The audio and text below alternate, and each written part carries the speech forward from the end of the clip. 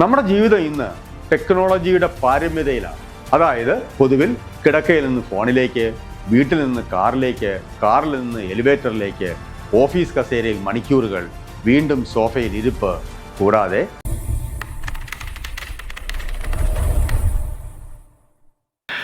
നടക്കാൻ ബുദ്ധിമുട്ട് അനുഭവപ്പെടുന്നുവോ? ബാലൻസ് തെറ്റിയതുപോലെ തോന്നുന്നുണ്ടോ? പ്രായമായതാണെന്ന് സമാധാനിക്കുകയാണോ? അതിനു മുമ്പ് ഈ വീഡിയോ ഒന്ന് ശ്രദ്ധിച്ച് കണ്ടു നോക്കൂ. വലിയ പ്രയോജനം ഉണ്ടായേക്കാം. ഈ വീഡിയോ കാണുമ്പോൾ നിങ്ങളുടെ കാലുകളെ കൂടി ശ്രദ്ധിക്കും. നിങ്ങൾക്ക് വയസ്സ് 50 കഴിഞ്ഞു. പഴയതുപോലെ നടക്കാൻ കഴിയുന്നുണ്ടോ? അതോ നിങ്ങളുടെ നടത്തശേഷി നഷ്ടപ്പെട്ടുകൊണ്ടിരിക്കുകയാണ്? നിങ്ങൾ ഇപ്പോഴും നടക്കുന്നു, പക്ഷേ പഴയതുപോലെ ശരീരം വഴങ്ങുന്നില്ല. അത് നിങ്ങൾ കരുതും പോലെ പ്രായത്തിൻ്റെ ആധിക്യം മാത്രമാണോ? നിങ്ങളുടെ പ്രായത്തിലും കൂടുതലുള്ള എത്ര ആളുകൾ ഇപ്പോഴും അനായാസം നടക്കുന്നു? അപ്പോൾ പ്രശ്നം പ്രായം മാത്രമല്ല. ശരിയായ പ്രശ്നം മനസ്സിലാക്കാതെ പരിഹാരം ഉണ്ടാകില്ല. നടക്കാൻ മറന്ന മനുഷ്യനിലേക്ക് സ്വാഗതം.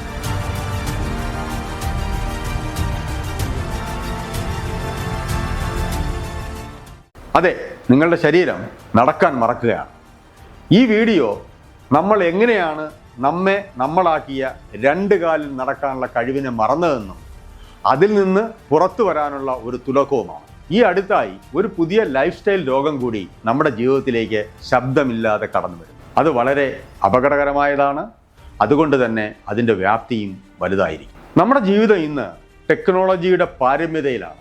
അതായത് പൊതുവിൽ കിടക്കയിൽ നിന്ന് ഫോണിലേക്ക്, വീട്ടിൽ നിന്ന് കാറിലേക്ക്, കാറിൽ നിന്ന് എലിവേറ്ററിലേക്ക്, ഓഫീസ് കസേരയിൽ മണിക്കൂറുകൾ, വീണ്ടും സോഫയിൽ ഇരിപ്പ്, കൂടാതെ ടെൻഷനും മേമ്പൊടിയാക്കിക്കൊണ്ടുള്ള അമിത ആഹാരവും. അത് മനുഷ്യൻ്റെ ശരീരത്തെ അവൻ അറിയാതെ മാറ്റുകയാണ്. ഇത് സെഡൻഡറി ലൈഫ് സ്റ്റൈൽ സിൻഡ്രോം എന്ന പ്രശ്നത്തിൻ്റെ ഭാഗമാണ്. ഇപ്പോൾ ഈ ഒരു പുതിയ പ്രശ്നം മനുഷ്യ സമൂഹത്തിൽ ക്രമാതീതമായി വളരുന്നു. നമ്മളറിയാതെ നമ്മുടെ നടക്കാനുള്ള കഴിവ് പതുക്കെ കുറയുന്നു. ഇത് കഠിനമായാൽ പോലും രോഗം പോലെ തോന്നില്ല. പക്ഷേ ശരീരത്തിൽ ഗെയ്റ്റ് അഡാപ്റ്റബിലിറ്റി കുറയുന്നു. ആദ്യമായി അനുഭവപ്പെടുന്നത് നിരപ്പില്ലാത്ത നടവഴിയിൽ നടക്കാനുള്ള കഴിവ് കുറയുന്നതായിട്ടാണ്. നമ്മുടെ പ്രൊപ്രയോസെപ്ഷൻ, ശരീരത്തിൻ്റെ സ്ഥാനം തിരിച്ചറിയാനുള്ള കഴിവ് മന്ദഗതിയിലാകുന്നു. നമ്മുടെ വെസ്റ്റിബുലാർ ബാലൻസ് സിസ്റ്റം പരിശീലനം നഷ്ടപ്പെടുന്നു. എപ്പോഴെങ്കിലും നിങ്ങൾ ചിന്തിച്ചിട്ടുണ്ടോ, സിംഹത്തെയോ കടുവയോ കണ്ടാൽ മനുഷ്യൻ എന്തുകൊണ്ട് ഭയപ്പെടുന്നുവെന്ന്? കാരണം നമുക്ക് അവയുടെ ശക്തി അറിയാം, അവയുടെ വേഗം അറിയാം.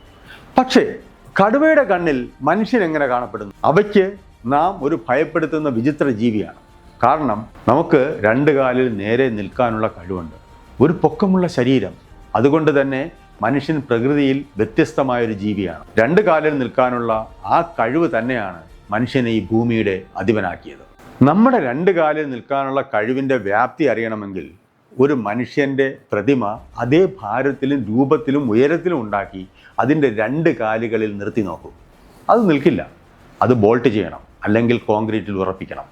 പക്ഷെ മനുഷ്യൻ, നമ്മൾ നേരെ നിൽക്കുന്നു.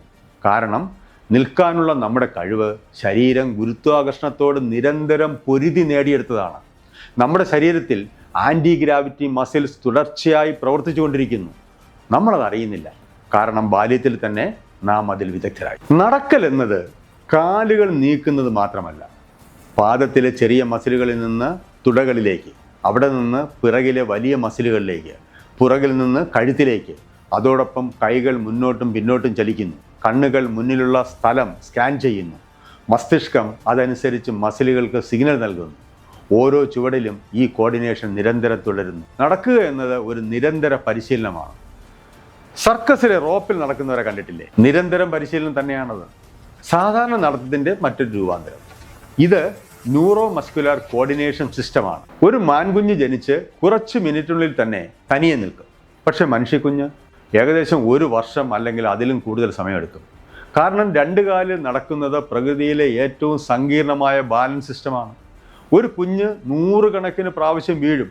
ഓരോ വീഴ്ചയും മസിലുകളെയും മസ്തിഷ്കത്തെയും പരിശീലിപ്പിക്കുന്നു. ഇവിടെ അത്ഭുതകരമായൊരു കാര്യമുണ്ട്.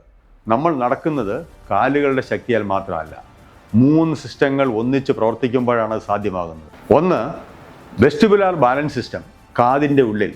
2 പ്രൊപ്രിയോസെപ്ഷൻ. 3 കണ്ണുകൾ മുന്നിലുള്ള നിലം സ്കാൻ ചെയ്ത് തലച്ചോറിനെ അറിയിക്കുന്നു. ഈ 3 സിസ്റ്റങ്ങളും ഒന്നിച്ച് പ്രവർത്തിക്കുമ്പോഴാണ് ഓരോ ചുവടും സുരക്ഷിതമാകുന്നത്. മുമ്പ് മനുഷ്യൻ നടന്നത് മണ്ണിൽ, കല്ലുകളിൽ, നിരപ്പില്ലാത്ത വഴികളിൽ. ഇപ്പോൾ നമ്മൾ നടക്കുന്നത് ടൈൽസ്, ഫ്ലാറ്റ് ഫ്ലോർ, ചെറിയ ദൂരം മാത്രം. അതുകൊണ്ട് നമ്മുടെ നെർവസ് സിസ്റ്റം ആ ചെറിയ മൈക്രോ അഡ്ജസ്റ്റ്മെൻറ്റ് പരിശീലിപ്പിക്കുന്നത് കുറയുന്നു. ഇപ്പോൾ നമുക്കൊരു ചെറിയ പരീക്ഷണം നോക്കാം. നടക്കുമ്പോൾ തല താഴ്ത്തി മൊബൈൽ നോക്കി നടക്കൂ. അപ്പോൾ എന്ത് സംഭവിക്കും? ശരീരം അല്പം അസ്ഥിരമാകും. അപ്പോൾ തല ഉയർത്തി മുന്നോട്ട് നോക്കൂ, ബാലൻസ് വീണ്ടും ശരിയാകും. അതാണ് മനുഷ്യൻ്റെ ബാലൻസ് സിസ്റ്റം. നാളെ ഒരു പരീക്ഷണം ചെയ്തു നോക്കൂ. വീട്ടിന് പുറത്ത് നിരപ്പില്ലാത്ത നടവഴിയിൽ ഒരു 20 മീറ്റർ ഒന്ന് നടന്നു നോക്കൂ. അപ്പോൾ ശ്രദ്ധിക്കൂ, നിങ്ങളുടെ കാലുകൾ, കണ്ണുകൾ, മസ്തിഷ്കം ഒന്നിച്ച് പ്രവർത്തിക്കുന്നുണ്ടോ എന്ന്. പാദത്തിൽ നിന്ന് തുടകൾ വരെ, പുറകിലേക്ക് വരെ മസിലുകൾ ശരിയായി കോർഡിനേറ്റ് ചെയ്യുന്നുണ്ടോ എന്ന്. ഇതെല്ലാം ചേർന്നാണ് മനുഷ്യൻ്റെ നടത്തം. ഇതിൽ കുറവുണ്ടെങ്കിൽ മനസ്സിലാക്കുക, നിങ്ങൾ സാവധാനമായി നടക്കാനുള്ള കഴിവ് നഷ്ടപ്പെടുത്തുകയാണ്. കമൻറ്റ് ബോക്സിൽ എഴുതൂ, നിങ്ങൾക്ക് ബാലൻസ് പഴയതുപോലെ കിട്ടുന്നുണ്ടോ എന്ന്. നമ്മുടെ നടത്തം ശരീരത്തിൻ്റെ സമ്പൂർണ്ണ വ്യായാമം കൂടിയാണ്. അത് നമ്മുടെ ആരോഗ്യത്തിന് അത്യന്താപേക്ഷിതമാണ്. തറയിൽ നിരപ്പായി നടക്കുന്നതോ ത്രെഡ് മില്ലിൽ നടക്കുന്നതോ നിരപ്പില്ലാത്ത നടവഴിയിൽ നടക്കുന്നതിൻ്റെ ഗുണം തരില്ല. ഒരു ദിവസം നമ്മളെല്ലാവരും വാർദ്ധക്യത്തിലേക്ക് പോകും. പക്ഷേ 2 തരത്തിലുള്ള വാർദ്ധക്യമുണ്ട്. ഒന്ന്, സ്വന്തമായി നടക്കാൻ കഴിയുന്ന വാർദ്ധക്യം. മറ്റൊന്ന്, ഒരാളുടെ കൈപിടിച്ച് ഓരോ ചുവടും വയ്ക്കേണ്ട വാർദ്ധക്യം. ഏതാണ് വേണ്ടതെന്ന് ഇന്ന് തന്നെ നിങ്ങൾക്ക് തീരുമാനിക്കാം. നിങ്ങൾക്ക് ഇഷ്ടപ്പെട്ടുവെങ്കിൽ, പ്രയോജനകരമാണെന്ന് തോന്നിയാൽ വേണ്ടപ്പെട്ടവർ കൂടി ഈ വീഡിയോ ഷെയർ ചെയ്യൂ. ലൈഫ് സ്റ്റൈൽ രോഗങ്ങൾ ഇതാദ്യമായല്ല. 1970കളിൽ കേരളത്തിലൊരു വാക്ക് പ്രചരിച്ചിരുന്നു, ഷുഗർ അല്ലെങ്കിൽ പഞ്ചസാര, ഡയബറ്റീസ്. അന്ന് പലരും അത് അഭിമാനത്തോടെ പറഞ്ഞിരുന്നു, എനിക്ക് ഷുഗർ ഉണ്ടെന്ന്. കാരണം അന്നത് സമ്പന്നരുടെ അഥവാ അധിക ആഹാരം കഴിക്കാനാകുന്നവർക്കാണ് കൂടുതലായി വരുന്നതെന്ന് കരുതിയിരുന്നു. അക്കാലത്ത് ഇന്നത്തെ പോലെ ആഹാര സുലഭത ഇല്ലായിരുന്നു. അതുകൊണ്ട് തന്നെ ആ രോഗം വന്നവർ ഒരു തരത്തിലുള്ള അപ്രമാദിത്വം കൽപ്പിച്ചിരുന്നു. അതായത് അവർ ആവശ്യം പോലെ ആഹാരം കഴിക്കുന്നു, അതുകൊണ്ടാണ് ഇത് വരുന്നതെന്ന്. ഒരു ചെറിയ കഥ പറയാം. ഒരു ഭൂമി ഉടമയും അയാളുടെ ജോലിക്കാരനും ഒരേ ലക്ഷണം കണ്ടതിനാൽ ഒരുമിച്ച് ഒരു ദിവസം ഹോസ്പിറ്റലിൽ പോയി. രക്തപരിശോധന ശേഷം ഡോക്ടർ പറഞ്ഞു, ഇരുവർക്കും ഷുഗർ ഉണ്ടെന്ന്. ഭൂമി ഉടമ ഉടനെ തിരുത്തി, അതായത് ജന്മി ഉടനെ തിരുത്തി, എനിക്ക് ഷുഗർ, ഇവന് കരിപ്പട്ടി എന്ന് പറയും. അന്ന് പഞ്ചസാര വില കൂടിയതും സാധാരണക്കാരന് ഒരു പരിധിവരെ അപ്രാപ്യവും ഗവൺമെൻറ് സബ്സിഡിയോടെ കുറഞ്ഞ അളവിൽ ലഭ്യമായതുമായിരുന്നു എന്ന കാര്യം കൂടി പറഞ്ഞാലേ ഈ ഷുഗർ കരിപ്പട്ടി സംഭവം ഇന്ന് ശരിയായി മനസ്സിലാക്കാൻ കഴിയുകയുള്ളൂ. പക്ഷേ ഇന്ന് നമുക്കറിയാം, ഡയബറ്റീസ് അഭിമാന കാര്യമല്ല. അത് ഹൃദ്രോഗത്തിലേക്കും വലിയ ആരോഗ്യ പ്രശ്നങ്ങളിലേക്കും നയിക്കുന്ന രോഗമാണ്. ഇപ്പോൾ അതുപോലെ ഒരു പുതിയ പ്രശ്നം നമ്മുടെ മുന്നിൽ വരുന്നു. ഇന്ന് വാഹനങ്ങൾ യാത്രയ്ക്ക് മാത്രമല്ല, സോഷ്യൽ സ്റ്റാറ്റസ് സിമ്പലായും ആഡംബരമായും പലരും ഉപയോഗിക്കുന്നു. ഒരു ചെറിയ ദൂരം പോലും നടക്കില്ല. വാഹനം വീടിനും ഓഫീസിനും എന്തിന് ഫംഗ്ഷൻ നടക്കുന്ന ഹാളുകളുടെ സീറ്റിന് മുന്നിൽ വരെ എത്തിയാൽ അത്രയ്ക്ക് സന്തോഷം. സ്കൂൾ കുട്ടികൾ സ്കൂൾ ബസ്സിൽ, കളിസ്ഥലങ്ങൾ പരിമിതം, അത് ടൈലുകളോ സിമൻറ്റ് പൂശിയതോ ആയി രൂപപ്പെടുത്തിയിരിക്കും. ബസ് സ്റ്റോപ്പ് വരെ പോലും നടക്കില്ല. ആരെങ്കിലും 2 വീലറിൽ ഡ്രോപ്പ് ചെയ്യണം. വാഹനങ്ങളുടെ ഡിപ്പെൻഡൻസി കൂടി വരുന്നു. പ്രായപൂർത്തിയാകാത്ത കുട്ടികൾക്ക് പോലും 2 വീലർ വേണം. പഴയ പഞ്ചസാര കഥ പോലെ നടക്കുന്നത് അപമാനമാണെന്നോ സോഷ്യൽ സ്റ്റാറ്റസിന് യോജിച്ചതല്ല എന്നോ ഉള്ള ഒരു ധാരണ പിശക് സംഭവിച്ചതായി തോന്നും വിധം ഇന്ന് കാര്യങ്ങൾ മാറിയിരിക്കുന്നു. സോഷ്യൽ മീഡിയ കണ്ടന്റുകളുടെ അതിപ്രസരം സമയവും കൂടി അപഹരിക്കുന്നതിനാൽ നടക്കാനുള്ള ക്ഷമയും ഇല്ലാതായിരിക്കുന്നു. ഒപ്പം അധിക കലോറി ഭക്ഷണം. ഇത് അപകടകരമായ നിലയിലേക്കാണ് പോകുന്നത്. ഒരു കാര്യം ഓർക്കുക, മനുഷ്യൻ്റെ അവയവങ്ങൾ തുടർച്ചയായ പരിശീലനത്തിലൂടെയും ഉപയോഗത്തിലൂടെയും ആണ് നല്ലവണ്ണം പ്രവർത്തിക്കുന്നത്. അതില്ലാതെ വരുമ്പോൾ അവ പ്രവർത്തനം മന്ദീഭവിപ്പിക്കുകയോ നിർത്തുകയോ ചെയ്യും. ചെറുപ്പത്തിൽ അത് തിരിച്ചറിയാൻ കഴിയില്ല. പക്ഷേ പ്രായം കൂടുമ്പോൾ അത് വളരെ ദോഷകരമായി ബാധിക്കും. ഇത് ആ പഴയ ഷുഗർ കഥ എന്നെ ഓർമ്മിപ്പിക്കുന്നു. ഒരു റെഡ് അലാറം പടിവാതിക്കൽ ഞാൻ കാണുന്നു. ആയതിനാൽ ഇന്ന് തന്നെ സ്വയം പരിശോധിക്കൂ, നിങ്ങളുടെ നടക്കാനുള്ള കഴിവ് എത്രത്തോളം കുറഞ്ഞുവെന്ന്.